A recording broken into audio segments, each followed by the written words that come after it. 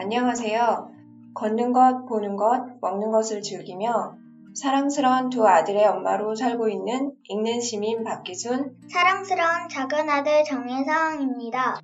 이제부터는 첫 만남에 있어 어디 사람이라고 물어보기보다 어떤 사람이라고 물어보려 합니다. 자신을 한마디로 표현하면 요즘 관심사가 뭐예요? 제일 행복할 때는 언제인가요? 등등. 어디 사람이라는 질문 외에도 할 수 있는 질문이 이렇게나 많답니다. 상대방과의 대화 안에서 편견과 차별 없는 세상을 위해 희망 제작소와 함께 한 걸음씩 내디뎌 보는 건 어떨까요? 지금부터 그 첫걸음을 시작해 보려 합니다.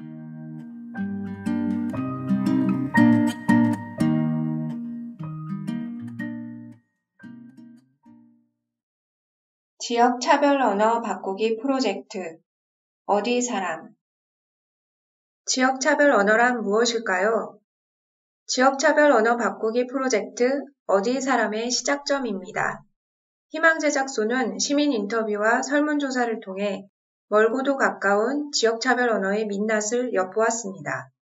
2021년 6월 한 달간 온라인 설문을 통해 시민 307명의 의견을 들었고 사전 설문 기획을 위해 희망 제작소 후원회원 121명의 응답을 받았습니다.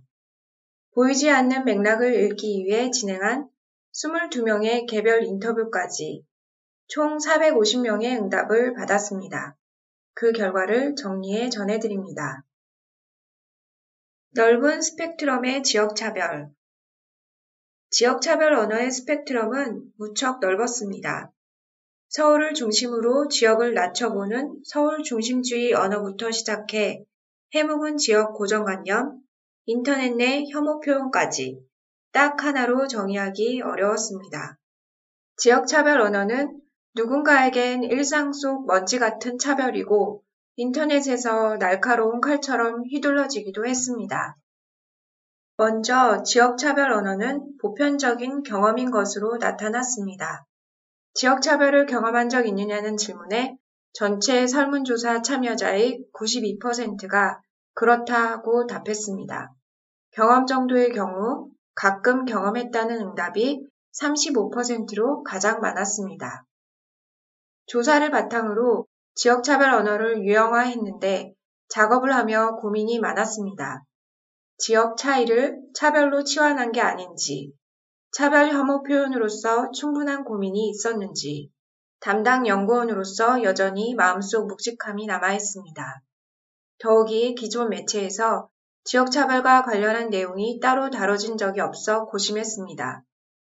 그럼에도 최근 차별 금지에 관한 사회적 합의를 이뤄나가고 있고 시민들이 지역차별 언어에 관해 의견을 표현했기 때문에 사회적 관심을 환기하는 차원에서 소개합니다. 지역차별 언어의 유형화는 여전히 보다 면밀한 검토가 필요하지만 지역차별 언어의 맥락을 전반적으로 파악하는 데 도움이 되기를 기대합니다. 지역차별 언어를 맥락과 어휘에 따라 4개 분류로 나눴습니다. 첫 번째, 지역에 대한 편견과 고정관념. 두 번째, 사투리. 세 번째, 서울 중심주의. 네 번째, 중복차별입니다. 설문 답변이 첫 번째에서 세 번째 분류에 포함하기 애매한 경우 차별이 중첩된 네 번째 항목인 중복차별로 분류했습니다. 설문 중 일부 답변을 소개합니다.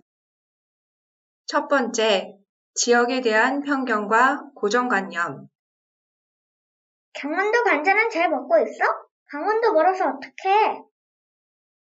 충청도는 답답하지 않아? 충청도 말은 엄청 속 터지던데. 너는 말 좀 빠르네. 전라도를 비하하는 표현이 다양한 말로 댓글이 올라오잖아요.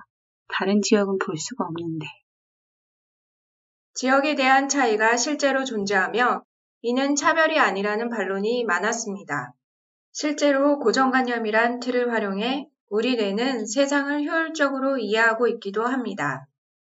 그러나 설문조사 응답 중 가장 많은 사람들이 지역 고정관념의 표현을 문제 언어로 지적하였습니다. 우리는 왜 이 언어를 차별이라고 말할 수 있을까요?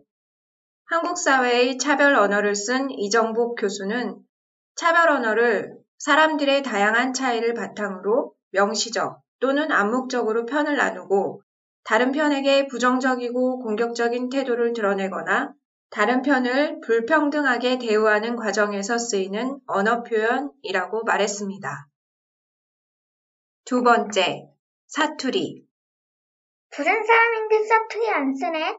부산 애들은 사투리 못 고쳐. 블루베리 스무디 해봐. 최근에 일 관련으로 만난 사람과 이야기를 주고받다가 우연히 동양 사람이라는 것을 알게 되었습니다. 주변에 있던 회사 동료가 이제부터 둘이서 고향 사투리 좀 이야기해보라고 하더라고요.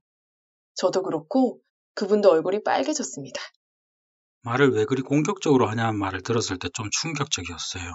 서울말로 친절하게 한 것 같은데.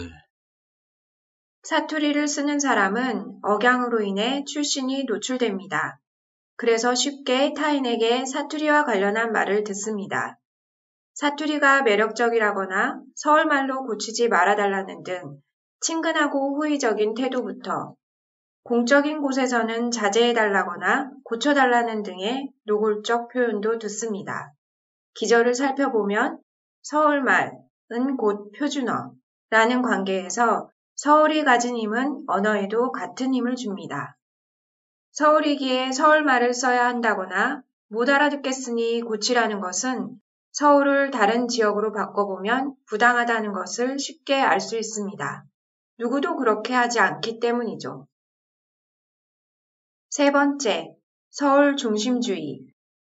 여기는 이것도 없네. 아직도 시골이네. 갈 데도 없고 심심해.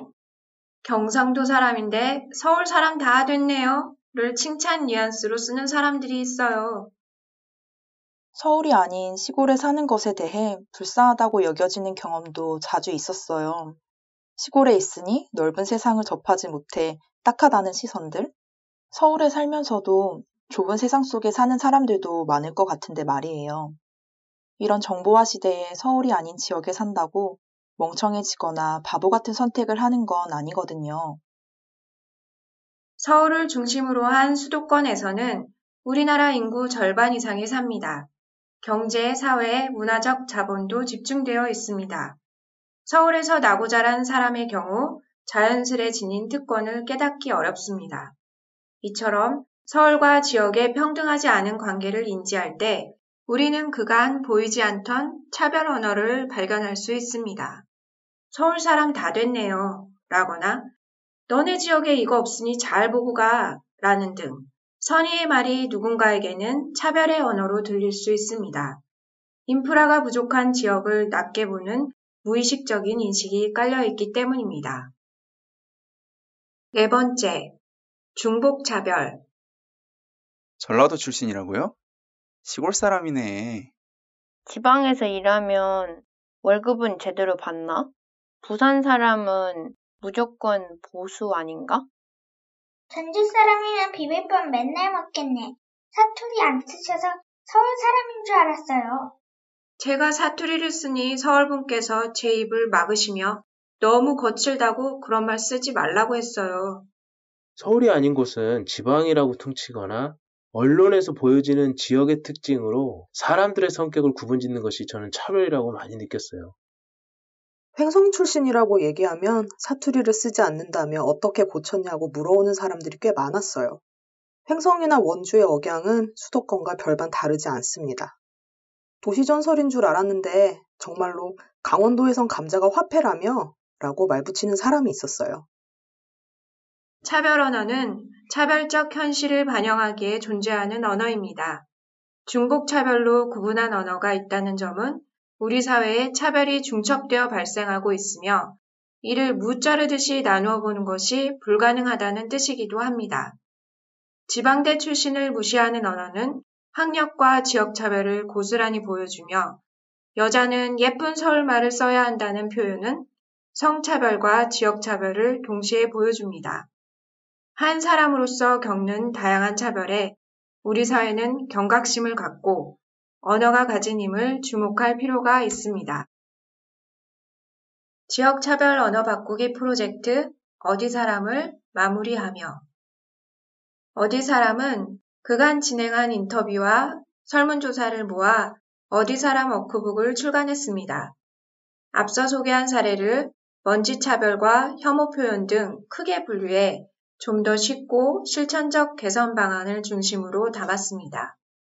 또 시민이 모은 사례를 바탕으로 미디어와 우리 현실에서 지역차별 언어가 어떤 모습으로 존재하는지 살펴볼 예정입니다.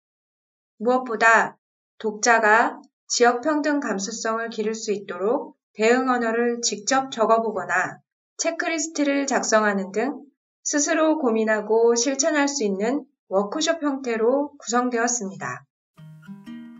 지역차별 언어에 대한 시민의 목소리는 기대 이상으로 높았고 지역차별이라고 느끼는 발화의 시작점도 다양했습니다. 어디 사람이 지역차별을 덜어내는데 공감대를 형성할 수 있다면 향후 미디어, 공공기관, 교육기관 등에 지역차별 금지 강령이나 규제를 만들어 달라고 요청하는 방안 등 좀 더 적극적인 방법을 모색할 수 있을 것입니다.